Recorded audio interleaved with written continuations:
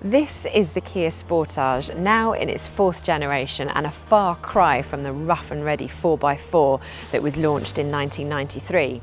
In this video, we're going to tell you what it's like to live with, what it's like to drive, and how it compares to its rivals. And if at the end you're thinking about buying one, head to whatcar.com and go to our new car buying section and see how much money we can save you. And make sure you're subscribed to our YouTube channel with the bell icon turned on so that you catch all of our great videos.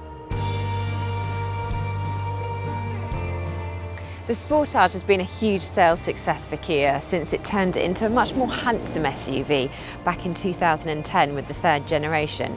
Now with this fourth generation, those interesting looks have been taken a little bit further with this tiger-nosed front grille, and at the rear some C-shaped LED lights found their way onto the car after a facelift last year. But what do you think of the way it looks? Tell us which you think is the best looking family SUV. Is it the Kia Sportage or the Peugeot 3008, the Volvo XC40, the Lexus UX? Vote in our poll.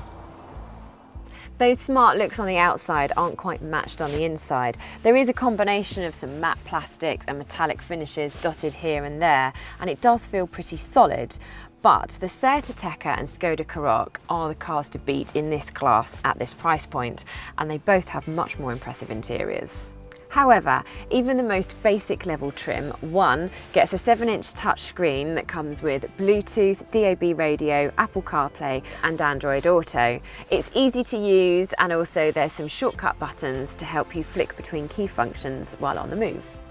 Stepping up to 4 trim or GT Line S, like the model we're testing here, gets an 8-inch screen, and another handy addition with these top 2 trims are these USB ports in the back for people to charge their phones.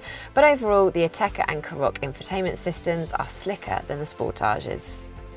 Driving position is good thanks to plenty of adjustability. If you go for a trim level above 1, you get electrically adjustable lumbar support. You also get height adjustment. Now, some people would prefer the seat to go a little lower, but generally it's very comfortable for long journeys.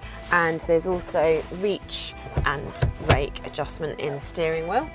Forward visibility is excellent. The same cannot be said for the rear, but fear not, because you do get a reversing camera as standard on all models.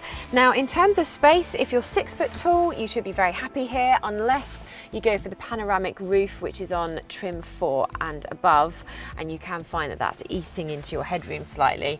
I don't really have that problem. In fact, I can go quite a lot higher and be absolutely comfortable. So we've got decent sized door bins for a big bottle of water.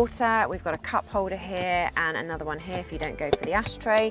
There's also a little bit of storage there and somewhere to store your mobile phone and a decent sized glove box. Space in the back, just like the front, is on a par with its rivals. There is plenty of head, leg and elbow room for 2 adults to be sitting back here. Or perhaps you've got 2 baby seats, 2 child seats. There's also plenty of room for them. The Sportage does have one trick which gives it an upper hand over its rivals. These rear seats split in a 60-40 configuration, but you can recline them to an indulgently laid-back angle. Most rivals have fixed position rear seats. Boot size is great. There's also a flush load lip here, so it's easy to get bulky items in and out. It's slightly longer than the Ateca's boot, but not quite as tall, and the opening is large and square, so again, it's really easy to get items in. I've got a double pram in here, but you could also fit 2 sets of golf clubs, maybe not at the same time though. There's also plenty of extra storage here for your bags and bits and pieces. The Skoda Karoq has a much larger boot, the Seat Ateca is about the same, and the Nissan Qashqai is that much smaller. But how much does the Sportage cost, and what's it like to run one? These are the key things you need to know about buying and owning a Kia Sportage. The Kia Sportage is similarly priced to the Seat Ateca and Skoda Karoq, and the 1.6 diesel in 2 trims undercuts the Nissan Qashqai with competitive PCP finance deals as well.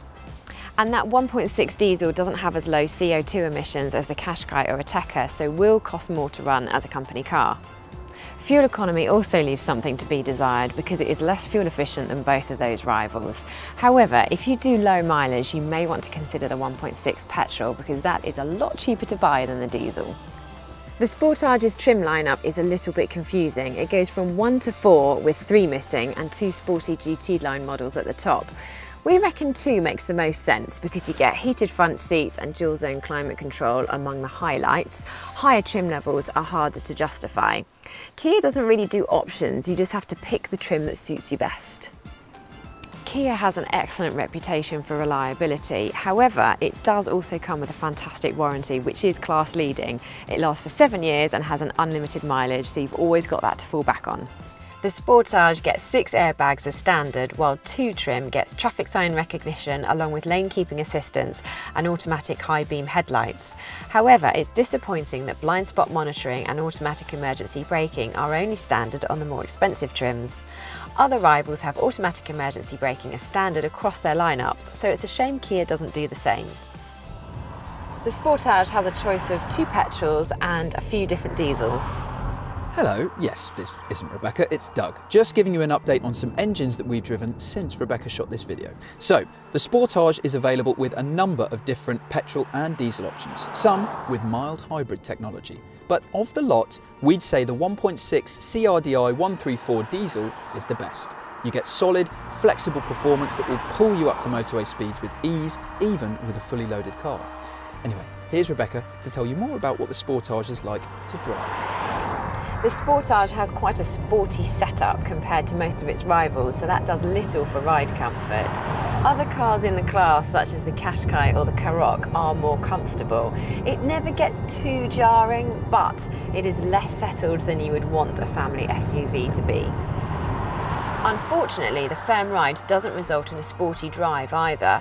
Yes, the Sportage stays more upright than the Qashqai through bends and it grips reasonably well, but the Karoq and Ateca are more agile still. The biggest problem is with the steering. It feels heavy and it doesn't tell you enough about what the front wheels are doing. And another really annoying thing about the steering is when you're driving along the motorway, you find yourself making lots of tiny corrections just to keep it going in a straight line.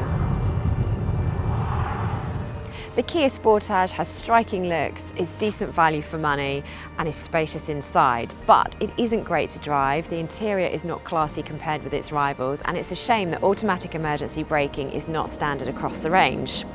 If you'd like to buy a Kia Sportage, then head to whatcar.com and go to our new car buying section where we can help save you thousands. And remember to subscribe to our YouTube channel with the bell icon turned on so that you catch all of our videos.